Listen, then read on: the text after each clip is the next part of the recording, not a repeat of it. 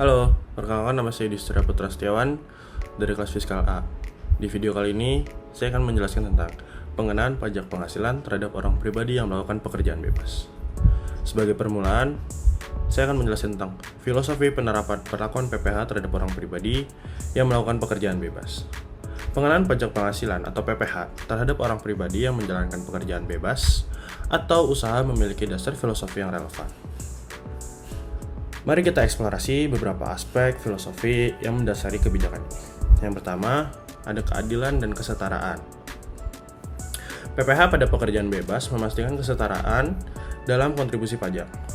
Baik karyawan maupun pekerjaan bebas harus berpartisipasi dalam membiayai negara sesuai dengan kemampuan ekonomi mereka.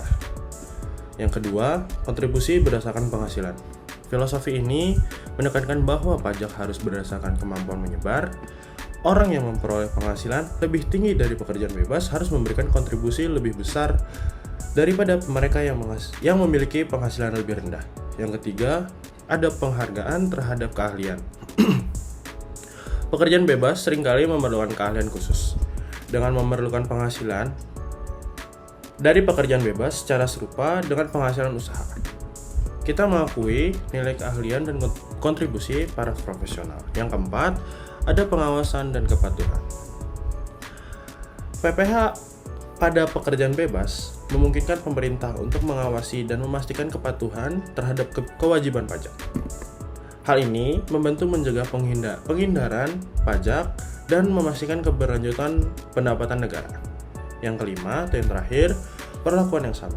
Meskipun pekerjaan bebas tidak selalu memenuhi kriteria usaha, mengenakan pajak yang sama dengan penghasilan usaha memberikan perlakuan yang adil dan konsisten.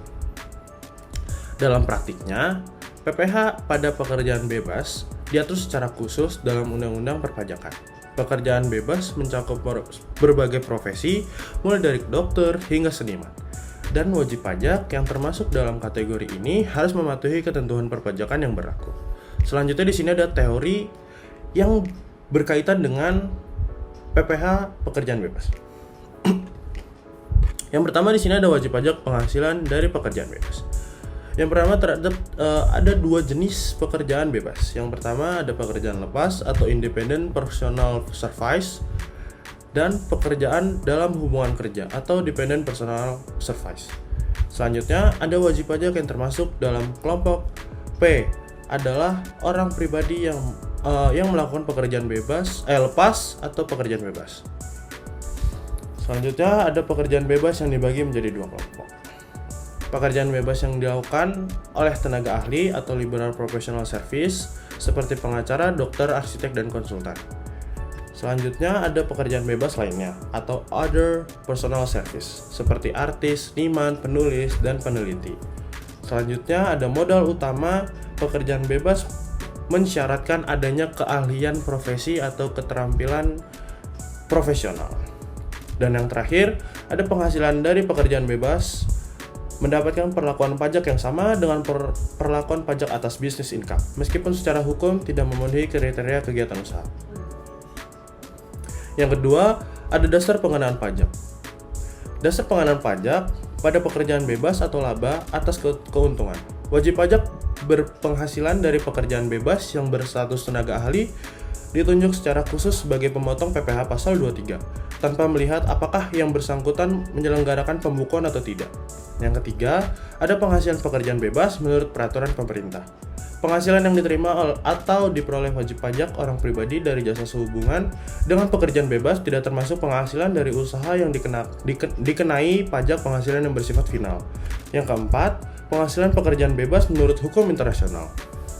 Penghasilan yang diperoleh oleh orang pribadi yang dari pemberi jasa profesional atau pekerjaan bebas hanya dapat dikenakan pajak di negara di mana orang pribadi tersebut menjadi subjek pajak dalam negeri atau di negara domisili. Yang terakhir, kelima, norma perhitungan penghasilan neto. Wajib pajak orang pribadi yang melakukan kegiatan usaha atau pekerjaan bebas dengan peredaran bruto kurang dari 4,4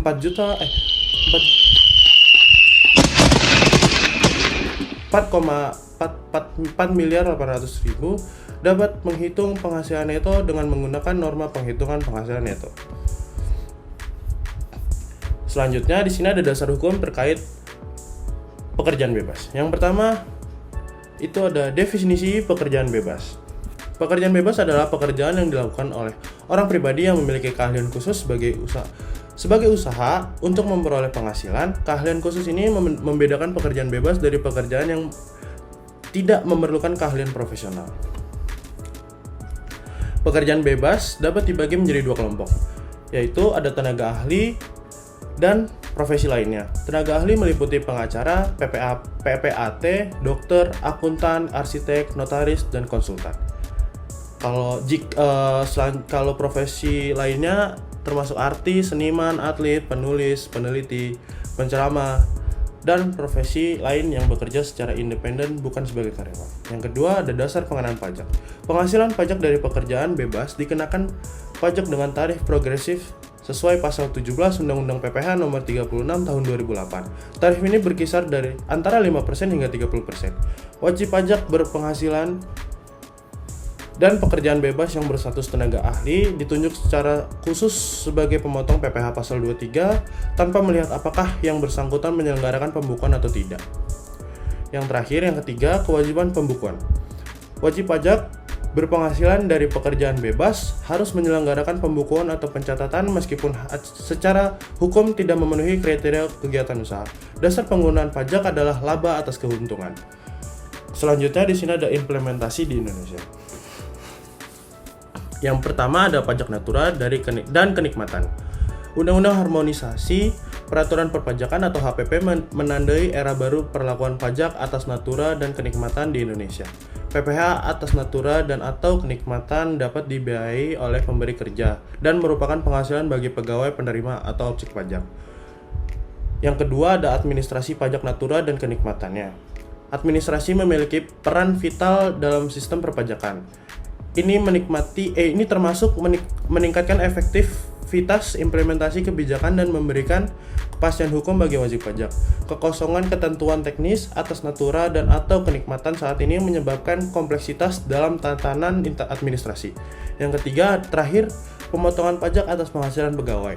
Dalam menjalankan kegiatan pekerjaan bebas, pemberi kerja dapat memperkerjakan orang lain.